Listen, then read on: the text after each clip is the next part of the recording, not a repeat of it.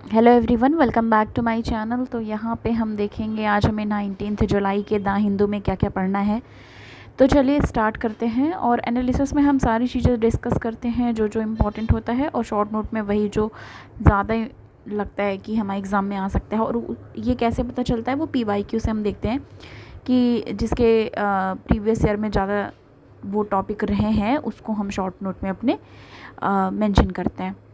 तो चलिए देखते हैं आज कौन कौन सा पढ़ना है हमें। यहाँ देखो एक आया हुआ है, India France and what keeps their ties.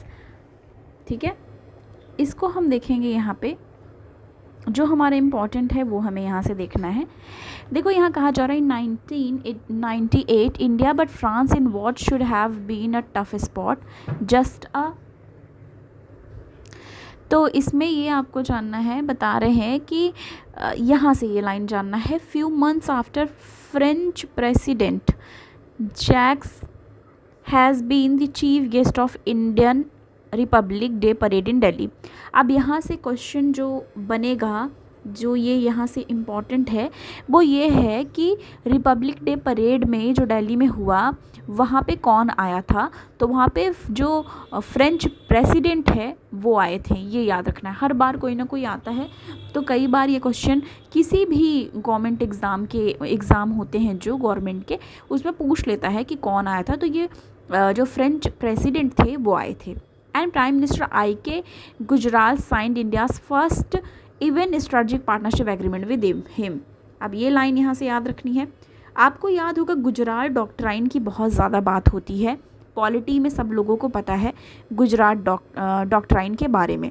तो जो ये IK गुजराल जी हैं, IK गुजराल, उन्होंने साइन किया था फर्स्ट एवर पार्टनरशिप एग्रीमेंट इन्हीं के साथ।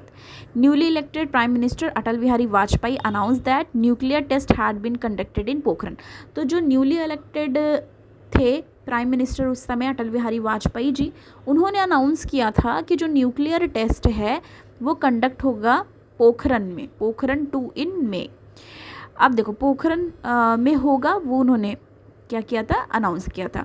In the United nation security council UNSC French diplomat join P5 countries. अब आपको याद होगा, जो तैयारी जिन्होंने 1-2 साल से स्टार्ट किया होगा या जिन्होंने कोचिंग वगैरह ले रखा होगा, P5 IR में P5 कंट्रीज़ के बारे में बहुत ज़्यादा बात होती है। ठीक है, तो यहाँ से हमें 3 चीज़ें इंपॉर्टेंट निकल के आई हैं। एक तो ये कि रिपब्लिक डे परेड में फ्रेंच प्रेसिडेंट आए हुए थे। ठीक है, दूसरा आपको ये ऑलरेडी पता होगा, पर जिनको नहीं पता, जिन्होंने प्रिपरेशन स्टार्ट ही किया है, कि अटल बिहारी वाजपेयी जी थे जिन्होंने अनाउंस किया था न्यूक्लियर टेस्ट कंडक्ट कहाँ होगा, पोखरण में। तीसरी चीज़, फ्रेंच डिप्लोमेट ने ज्वाइन किया था P5 कंट्रीज़। तो यहाँ से हमें ये जानना है P5 countries, okay, but did not join along with the United kingdom, UK, Russia and United States led move to impose sanctions on India, nor did France scrap the strategic partnership agreement। तो यहाँ से 3 चीज़ें हमें पता चली। Pokhran, Republic day parade में कौन आया था, P5। ओके, अब यहाँ है the philosophy behind the relationship. तो ये सारी चीज़ें दी हुई हैं। इनका जो है, ये गेस्ट आए इंडियन रिपब्लिक डे परेड में 2 बार आ चुके हैं। तो आपको ये पता होना चाहिए जो फ्रेंच प्रेसिडेंट है वो 2 बार आ चुके हैं। फर्स्ट ये आए थे 1976 में। ठीक है, बता रहे हैं इसमें himself was guest in Indian republic day twice. वो 2 बार रिपब्लिक डे में शामिल हो चुके हैं। और अपीयरेंस उनकी कितनी बार हुई है ये भी यहाँ पे दिया हुआ है। Prime minister Manmohan Singh 2009 and now prime minister Narendra Modi were invited to Bastille day parade.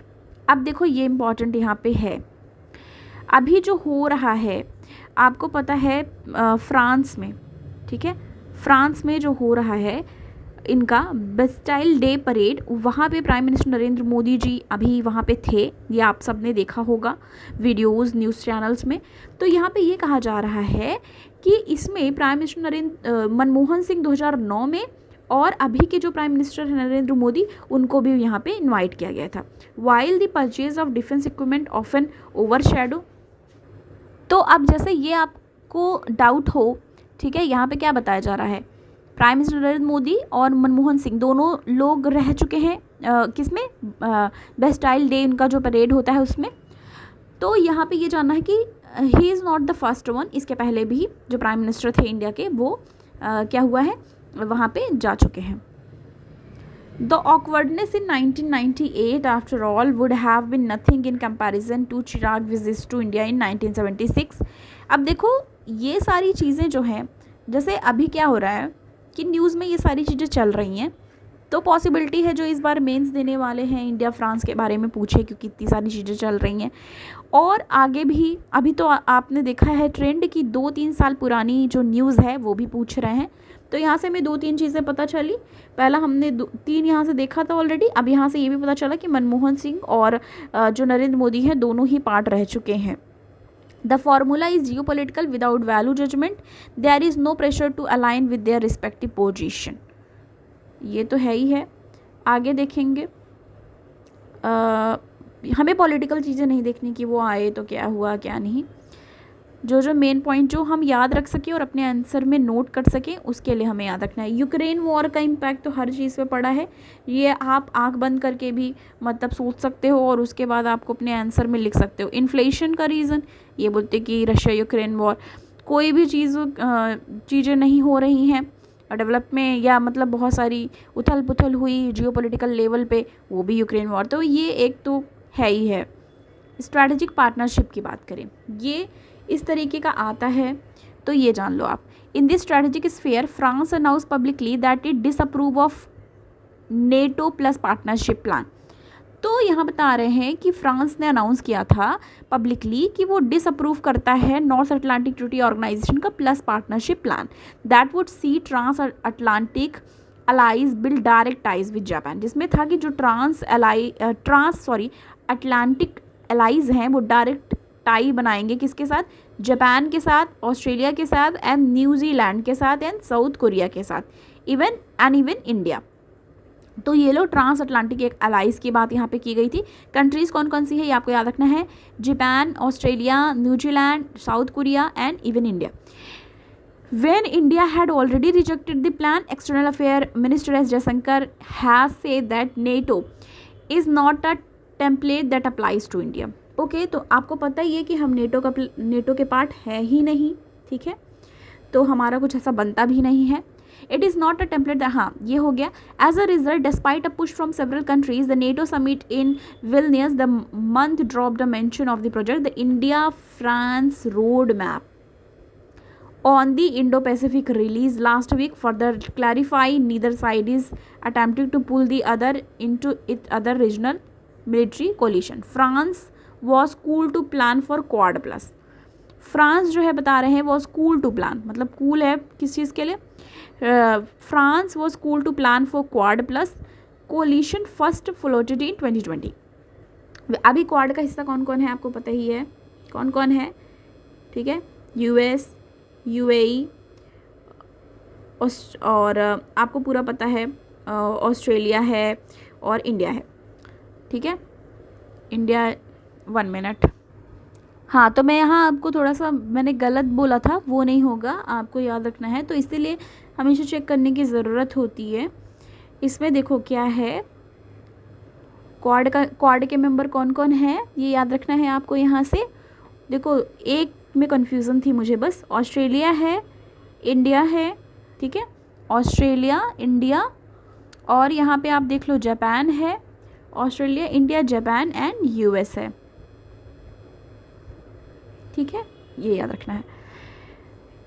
I2U2 का कौन है ये आपको पता है, इसमें यू से यूएई एंड USA है, दैट्स वाई मैं कंफ्यूज हो गई थी, ठीक है। और I2U2 के बारे में आप ये जानो कि बहुत बार आपको जिक्र हुआ है, तो I2U2 जो है वो भी याद रखना है आपको, ठीक है। I2U2 में आपको पता है ये ग्रुपिंग है। अब ये जान लो यहाँ से I से कौन कौन हो गया, I से यहाँ पे हो गया इंडिया एंड इज़राइल, ठीक है, इंडिया एंड इज़राइल। अब आप गलती से ईरान मत लगा देना, तो इंडिया इज़राइल है, क्योंकि कई बार कन्फ्यूज़न हमें हो जाती है। तो I2 का क्या हो गया, इंडिया एंड इज़राइल हो गया। U2 का क्या हो गया, UAE, ठीक है, United Arab emirate and US. ठीक है, तो ये यूएई का मैंने यहाँ पे शिफ्ट कर दिया था, बल्कि यहाँ क्वाड का क्या क्या होगा, Australia, India, Japan and US, ये हो गया। अब हमें देखो यहाँ से P5 भी देखनी है, P5 कंट्रीज़ भी हम देखेंगे।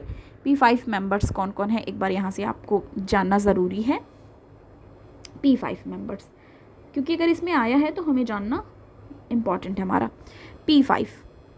P5 के बारे में आप बात करो, परमानेंट मेंबर जो है P5 की बात करें अगर अभी, तो इसमें देख लो चाइना है, फ्रांस है, Russia, China, France, Russia, UK and US. ठीक है, China, France, Russia, UK and US.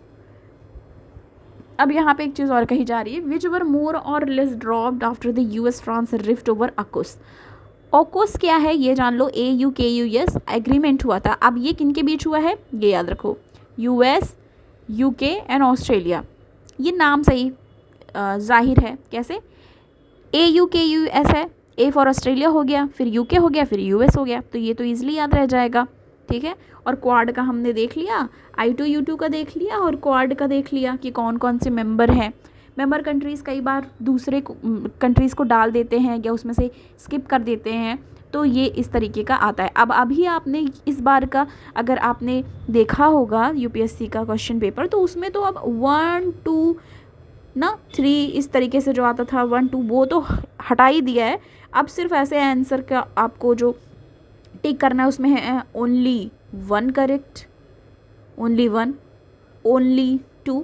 तो आप जो अभी तक आपको एलिमिनेशन मेथड भी बताया जाता था वो भी अब नहीं लग सकता। तो हमें चीज़ें समवेयर एग्जैक्ट याद करनी होगी, जो कि बहुत ही अच्छी बात भी नहीं है, क्योंकि हमेशा लोग ये कहते थे कि यूपीएससी में कॉन्सेप्ट पे ज़्यादा फोकस है, आपको उतने फैक्ट्स रटने की ज़रूरत नहीं है। पर अभी तो ऐसा लग रहा है कि आपको रटने की ज़रूरत है। और आपको जो CSAT का पेपर था इस बार आपने देखा होगा, तो लोग ये बोल रहे हैं कि CSAT भी किस लेवल पे दे दिया है, कैट लेवल पे दे दिया है। ठीक है, तो ये सारी मुद्दे तो चल ही रहे हैं। France is also the only country the Indian navy has conducted joint patrols with so for.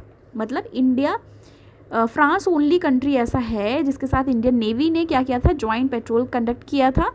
And further plans could involve the use of French international territories in Reunion, New Caledonia, France, Polynesia, and even India's Andaman Island for port called reconnaissance by both navies and the bilateral.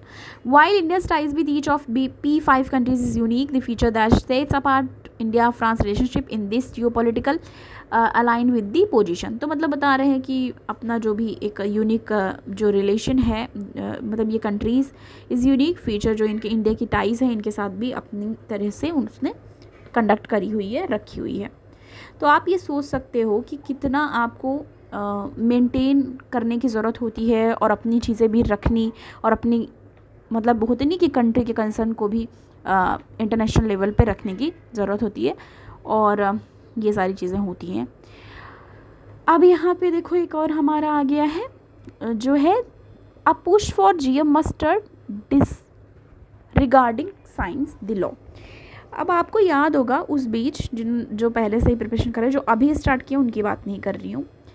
GM mustard, GM crop, ये आप 2-3 साल या 4 मतलब हम लोग तो 1-2 साल से ही देख रहे हैं, 2-3 साल से ही। पर जो लोग बहुत ही पहले से ही द हिंदू फॉलो कर रहे होंगे, न्यूज़पेपर फॉलो कर रहे होंगे, तो ये लगातार देखो आप GM मस्टर्ड, GM क्रॉप की बातें हो ही रही हैं। इसको हम डिस्कस करेंगे। A determined battle by environmentalists in the Supreme Court of India against Delhi University genetically modified herbicide tolerant mustard is all that stand between GM food and India's farmers and consumers। तो यही बात हो रही है यहाँ पे। The insertion make GM crop express trade and that is ordinary would not. ये सारी चीज़ें यहाँ पे बताई गई हैं। GM क्रॉप इन इंडिया की बात की जाए, India has seen a robust donate on GM crops in the last 2 decade. Last 2 decade में बहुत ज़्यादा इसके बारे में चर्चा भी हुई है और बहुत ज़्यादा डिस्कशन का विषय रहा है। Environmentalist, scientists, politicians, farmer, consumer, higher judiciary has asked probing question about the safety, efficacy, even necessity of the GM crop। तो मतलब होता नहीं कि एडवांटेज क्या है, डिसएडवांटेज क्या है, इस पे हमेशा डिबेट होती रहती है। इसकी बात यहाँ पे की गई है। Rather than engaging with the constitutional issue involving public health, environment protection and agricultural livelihood, the government is disregarding fact and logic before the Supreme Court। ये तो है ही है। ओके चलो ये सब है। अब हमें यहाँ से क्या जानना है, ये पूरा हमारा आ गया है एक तरीके से डिबेट ही टाइप समझ लो। हमें इसमें क्या जानना है, GM क्रॉप के बारे में जाना है, मतलब जेनेटिकली मॉडिफाइड क्रॉप के बारे में जानना है। ओके अब इसमें क्या होता है, DNA होता है। DNA में किस तरीके से सीड जो है जेनेटिकली मॉडिफाइड सीड का यूज़ करते हैं, फिर उसके बाद जो भी है चीज़ें होती हैं उसकी बात यहाँ पे है। पर उसको ये इन्होंने डिबेट क्या चल रहे हैं उसके कॉन्टेक्स्ट में ये आर्टिकल लिखा है। आगे आ जाएंगे, आगे हम यहाँ पे टेस्ट एंड कॉन्टेक्स्ट वाले पेज पे आ गए। इस पर कुछ ना कुछ हमेशा ही इम्पोर्टेंट रहता है। आप अभी अब तक तो आप भी जान गए होंगे। इसमें है the India UAE deal with the trade with rupees. India UAE deal to trade with rupee, ये हम ऑलरेडी डिस्कस कर चुके हैं पर फिर से आया है तो हम एक बार फिर से यहाँ पे देखेंगे। यही सेम देखो लाइन जो यहाँ पे लिखी हुई है यही यहाँ पे भी लिखी हुई है, तो यहीं से हम देख लेते हैं समरी में। इसमें कहा जा रहा है during prime minister Narendra Modi recent visit to UAE visit के prime minister the RBI and its Abu Dhabi headquarter counterpart Central Bank of UAE signed 2 MOU। तो ये यहाँ से याद रखना है 2 MOU साइन किए गए हैं, 2 MOU साइन किए गए हैं। The first of the 2 MOU aim to establish a local currency settlement system. ठीक है, पहला क्या सेटअप करना, local currency settlement system to promote the use of rupee, मतलब रूपी को प्रमोट करने के लिए, एंड धीरम, रूपी और धीरम को क्या करने के लिए, प्रमोट करने के लिए बायलैटरली। ये लाइन यहाँ से इंपॉर्टेंट है, याद रखना है आपको।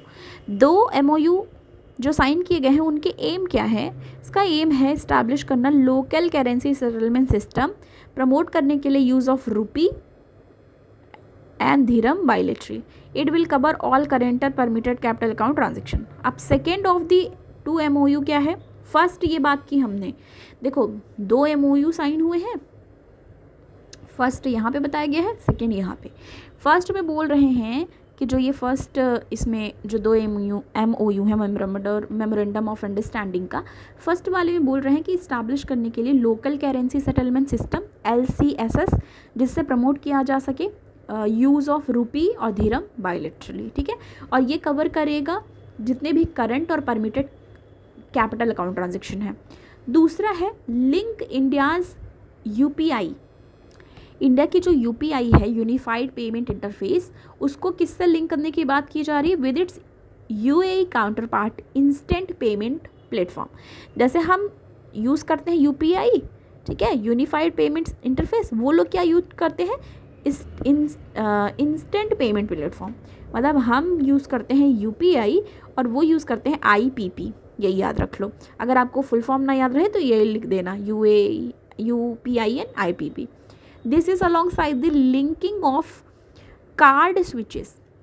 कौन कौन से कार्ड की बात हो रही है, लिंकिंग ऑफ कार्ड स्विचेस में RuPay and UAE switch.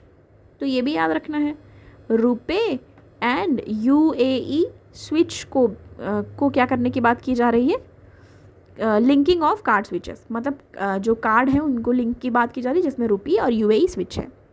Okay, तो 3 चीज़ें हमको यहाँ से पता चली। पहली तो LCSS, दूसरा 2 मेमोरेंडम साइन हुआ, पहला कौन सा है ये देख लिया हमने LCSS के बारे में, सॉरी हाँ, दूसरा रुपे UAE स्विच और UPI और वहाँ की जो इंस्टेंट पेमेंट प्लेटफॉर्म है उनको लिंक करने की बात की गई है।